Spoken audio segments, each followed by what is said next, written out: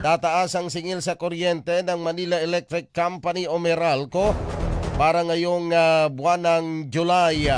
Inanunsyo ng Meralco ang 0.3428 kada kilowatt hour na pagtaas ngayong Hulyo na magdadala sa overall rate para sa tipikal na household sa 14 pesos 0.8261 centavos per kilowatt hour mula sa dating 14.4833 per kilowatt hour noong buwan ng Hunyo.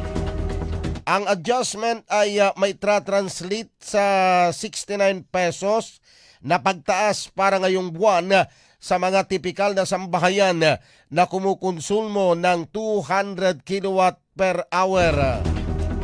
Iniugnay ng Meralco ang rate hike sa mas mataas na generation charge na tumaas ng 0.18